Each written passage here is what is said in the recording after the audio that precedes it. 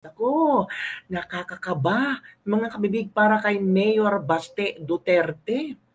Ito Baste Duterte, kung totoo yung lumalakas na ugong na may isi-serve na si Torre this Thursday or Friday na arrest warrant versus Mayor Baste.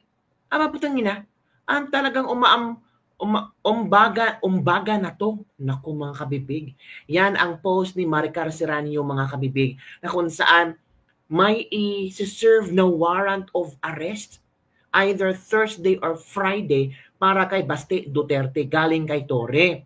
At ito kabibig, 3 counts, ito ang mga komento nila ha. 3 counts daw of inciting to sedition and charges. Hala, unya ko.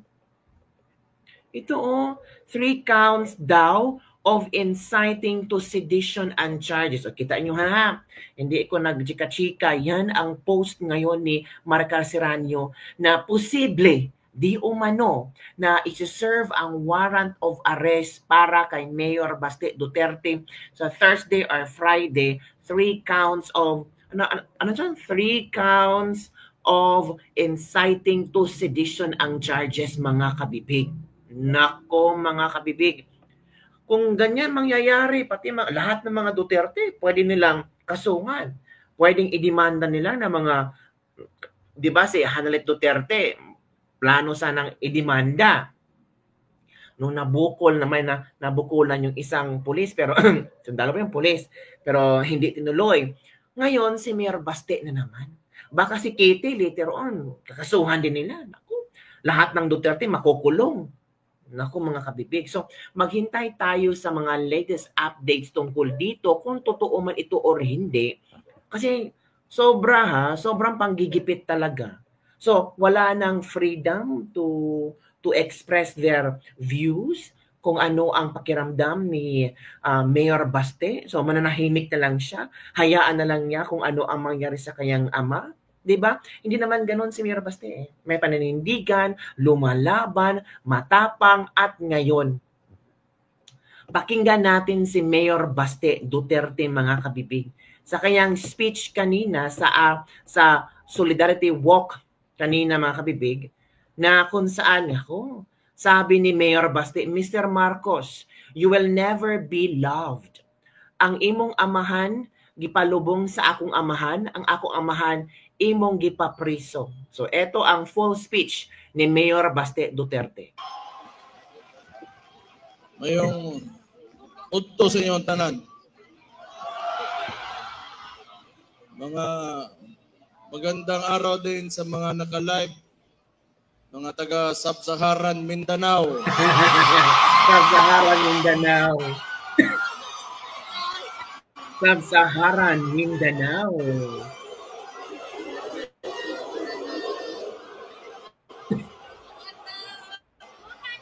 Diba mo, bago ko sagulo na nakutagaw og Bisaya aron gatong mga makadungog makasabot po itong mga uban na itong naminaw diha nas gawas.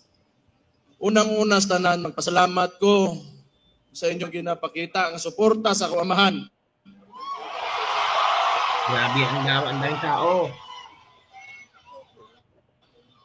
Naglagot lang ko sa inyo ha, kay kada makitaan ako ang naon sa kuaman, bit-bit ninyo, kahilakon ko.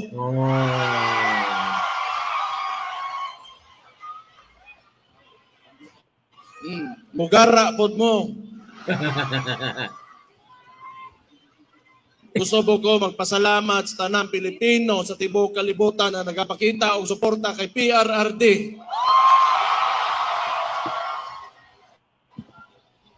Kabaw mo tinuod lang sukad nga giaresto ako amahan illegally. Wag gyud ko kasabot sa kong gibati. It has been a roller coaster of emotions for me tinuod lang.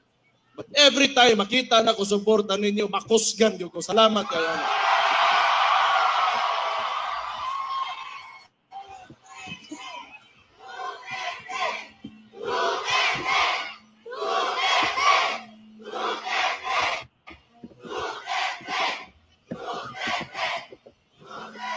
Siguro gamiton ko ning nahimo kong Vice Mayor, morning, sa termino nako karon, morning, last na nako nga araw ng Davao, nga sa termino nako karon. Wa ko makibaw kung unsa bagay ang kaugmaan o yung future ng sistema ng politika dito sa Pilipinas. Kaya it seems to me, the stories that I've heard about martial law and oppression is synonymous with the Marcos family name.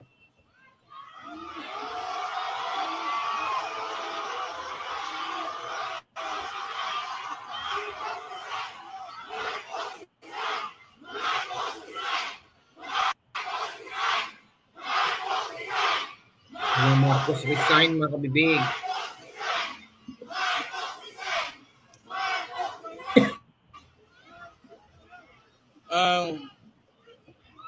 Marcos resign.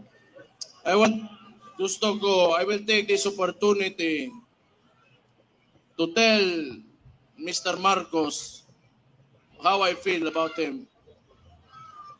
Mr. President Marcos, you will never be loved. Oh.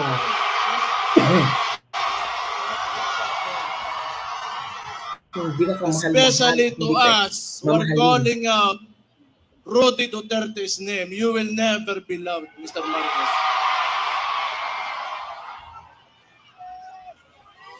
We will stand up and we will fight back. Iba na to.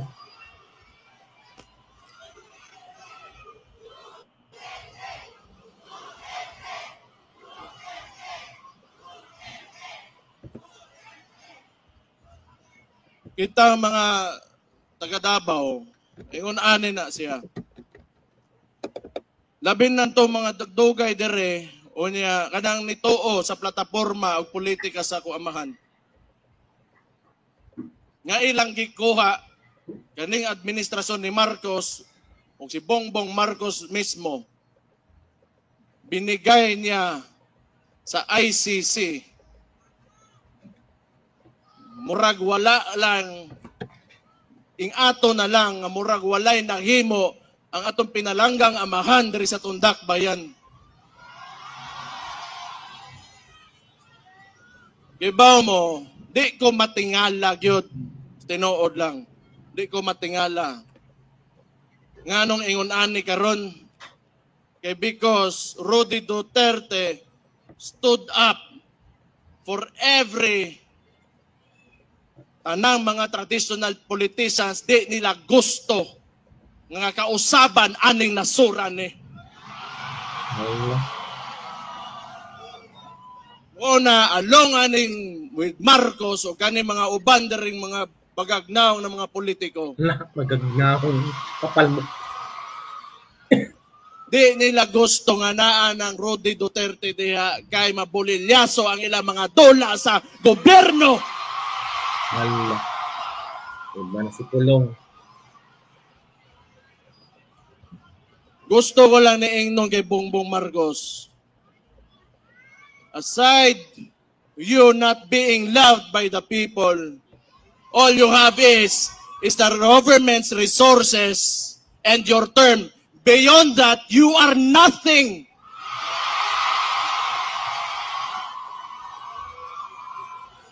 You are nothing, grabe. Kalimot oroy ang putang ina. Oh. Pero kita'y nagtabang sa iya makalingkod sa diha karon sa ginalingkuran. Wala.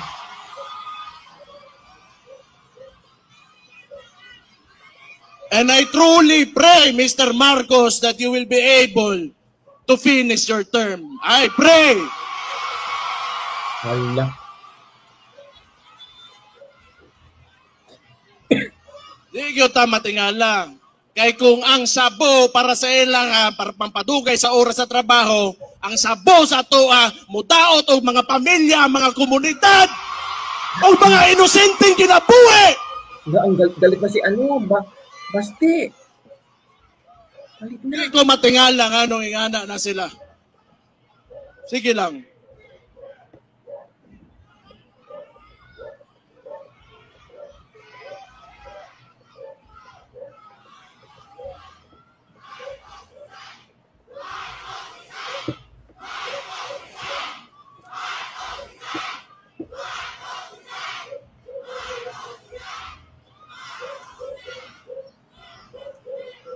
Ibaw mo,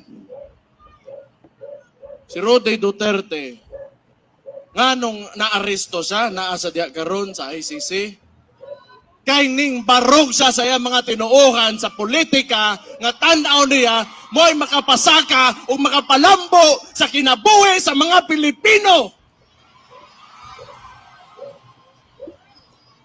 Okay ba mo, dili gini panahon nga magluya-luya ta. Dili gini panahon para magluya-luya ta. Dili nato sayangon ang sakripisyo nga gipakita ni Rody Duterte. Di gyud ni mahuman karon ug di na gyud ni mahuman.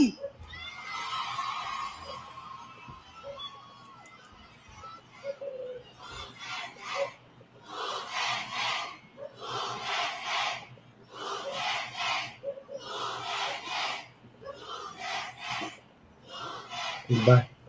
Grabe si Pulong. Sige lang. Basta kita labi ng tong mga contemporaries na ko, some older and a little bit older than me, a little bit younger than me, kita gipatako ta ng mga dabawenyo. Dabawenyo, mapursigihon ang dabawenyo. Bikado ko maging presidente soon si Baste. Ang dabawenyo gusto kaayuhan. Ang dabawenyo gusto ka matuoran.